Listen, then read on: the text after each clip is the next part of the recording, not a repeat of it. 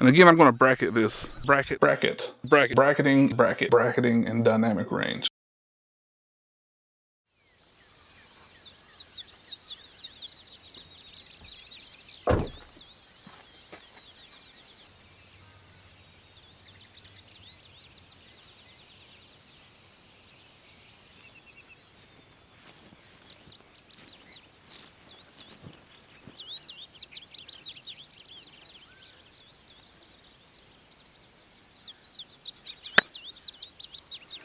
There's so many mosquitoes out right now.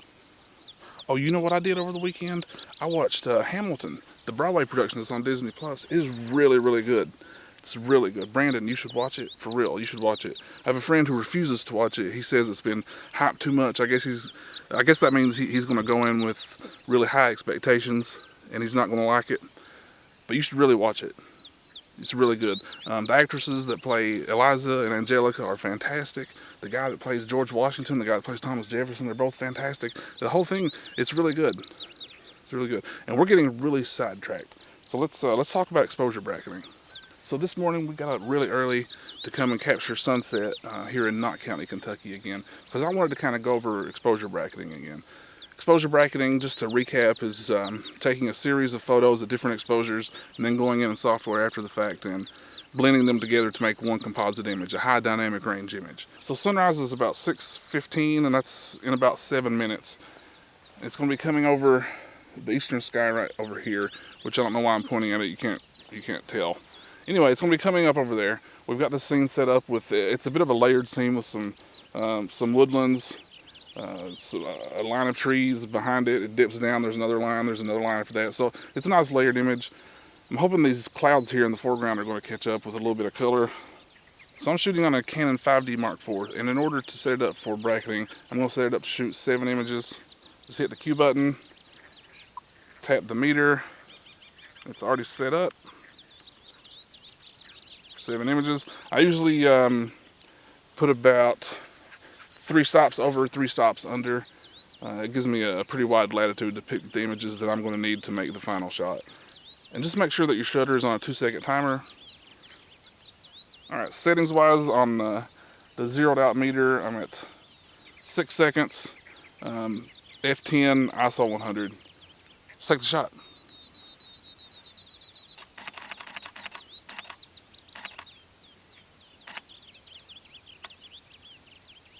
So I'm going to go ahead and wait a few more minutes just to see if any color comes out of those clouds. Probably won't.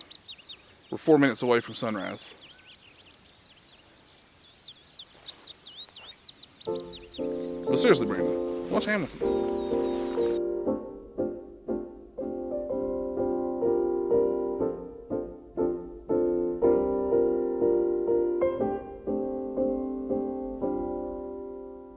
So hey, we're back at home now. I've imported all of the photos into Adobe Lightroom and we're ready to start processing them. But first I want to talk a little bit about why you would want to use exposure bracketing in photography. For me, I do landscape photography quite a bit. I'm up on the hill for sunrise and sunset, and I have those high dynamic range scenes where I may have a really dark foreground and a light sky, and I need to blend those, but the sensor in my camera doesn't have that sort of range. And there are other options you have. For instance, you could use a graduated filter like this one. This is a 3-stop graduated neutral density filter. If you'll notice, the top of it is dark, the bottom of it is clear, so you can slide it in front of the lens and just kind of manually do that out in the field. They're good tools if you want to use them. For me, I'd rather do it in software. You're going to have to, if you're probably shooting in RAW anyway, you should be shooting in RAW if you're doing landscape photography. But if you are, you're shooting in RAW and you're going to be bringing that into some post-processing software anyway. It's just an extra bit of kit to carry around, so I don't really get into that. But let's get to the processing. Okay, so we are in Adobe Lightroom. That's the software that I'm going to be working with here to combine these images. And you'll see here I'm in the develop module, and I've got the first 7 images that I made up on the hill highlighted. Those are the first set. That's the series of images that we bracketed. So let's take a look at the first one. And you can see here it's pretty underexposed. The foreground is really dark. You can look up on here on the histogram to the right, and we've clipped some shadows. Nothing too bad though. Go to the next one. It's even more underexposed. Starting to lighten up. So by the 7th photo, we've got a pretty decent image to work with, I think, for the foreground. So what we're going to want to do is take this foreground and combine it with essentially this sky from the first image. It's got a nice sky, it's got some nice tones to it. So let's highlight all of those, and let's throw in one of these middle images just for good measure. So just quickly go to Photo, Edit, Photo Merge, and HDR. And Lightroom's going to create a preview for you. And I leave all the settings at default, auto align, auto settings, all that stuff. You can see from the preview, it's already a pretty nice looking image. Let's just hit merge and work with that. Okay, we've got an image to work with now. And here we go. This is already looking a lot better. The foreground has some nice detail in it now. The sky is nice, but I think I'll work on it just a little bit more. There's a weird part right here. I'm not sure what's going on. There's a smudge on the lens, or actually it just kind of looks like that's kind of just the way it was. So there's still some things I want to do to it. I've noticed pretty straight off the horizon isn't as straight as it should have been. I guess at 5:30 in the morning I didn't pay very much attention to the horizon, and I didn't get it straight. I should have been paying much more attention to it. I had a few minutes to set up, and I'm on a tripod. But anyway, it's a quick fix. We'll just cut some pixels out with a quick straighten crop. That looks pretty good. Is it done? Okay, got that fixed. The histogram looks pretty good. I'm gonna boost a little bit of white. So get it sliding back over there a little bit better. Maybe a little bit of contrast. Maybe, let's see what, it looks pretty sharp. I'm gonna add a little bit of texture and just a touch of clarity. Yeah, that looks pretty good. It also, it looks a little cool to me though. This is at sunrise, so I usually like my sunrise images to be a bit warm.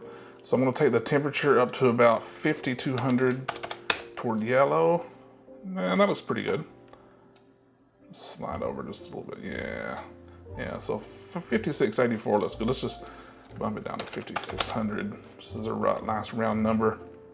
And I like my skies to be as saturated as possible. I'm pretty guilty sometimes of overdoing it with saturation, but let's add a little bit. We're already at 15 in vibrance. Saturation up to 5. That looks pretty good. And these are all global adjustments. There's some more things you can do with specific parts of the image, like you can bring the adjustment brush in. I'll get out in a second. You can get an adjustment brush and bring that in and maybe boost some of the shadows here in the foreground if you want. If that's not looking light enough for you, you can do it with a graduated filter. There's that term again. And bring it in, or conversely, bring it over your sky and darken it a little bit if you wanted to. It actually doesn't look too bad. We'll do just a bit of touch there. I think that looks pretty good. Okay, there are a couple of kind of problem images for me though, or problem areas. Just doing kind of edge patrol, going around the edge of the image. There's a shrub right around here. And Lightroom, you can get rid of that in Lightroom.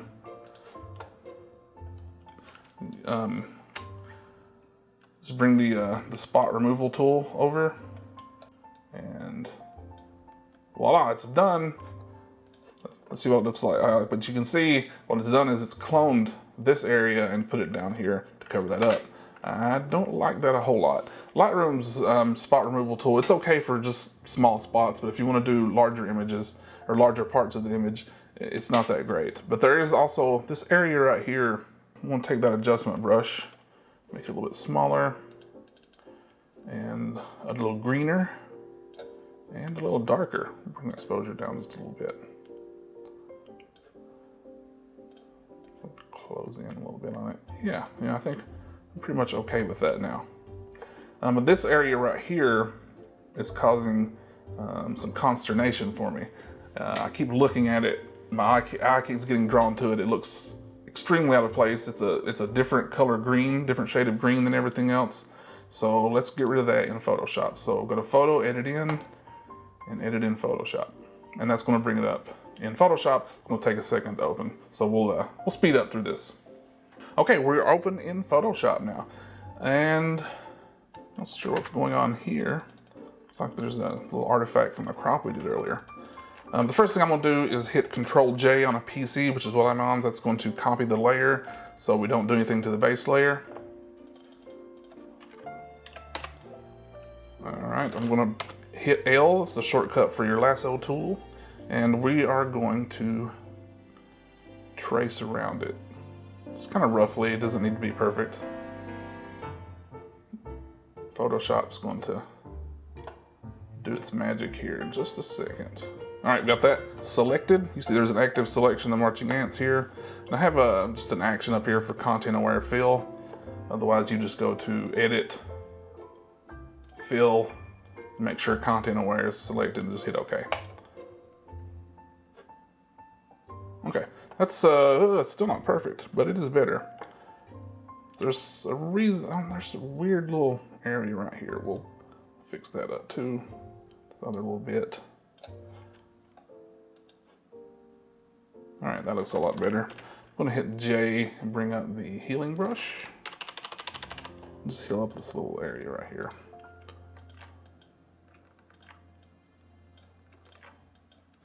And bring back to L, and we'll go back around this and see if Photoshop can't do a better job the second time around.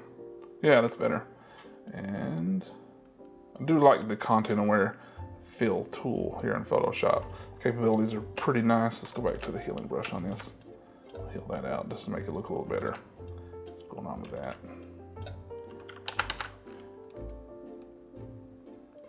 All right, I think that's pretty good. It's not perfect. If I wanted to work on it a little bit more, I might bring up the clone stamp and then start cloning in those leaves. And just try to make sure there's not, it's a little big. Try to make sure there's not a whole lot of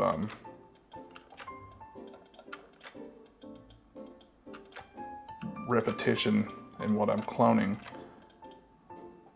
And it's kind of easier to do on trees because trees look so random anyway.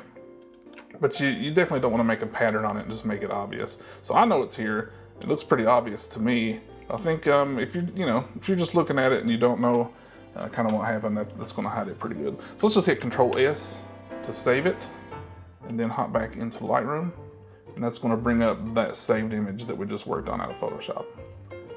Okay, so we're back from Photoshop, and the image to my eye is looking pretty good. It's a nice warm sunrise image. There's no sun yet, the sun hasn't come up yet, but you can see it's on its way. It's a nice colorful image.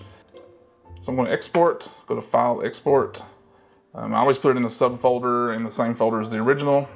I don't bother with any of the naming conventions or anything like that. Just make sure the resolution is on 300. I always export a JPEG, quality 100, hit export. And that's pretty much how my workflow for creating high dynamic range images in Adobe Lightroom. There's probably a million ways to do it. They're probably better than the way I do it, and that's perfectly fine. Whatever works, works.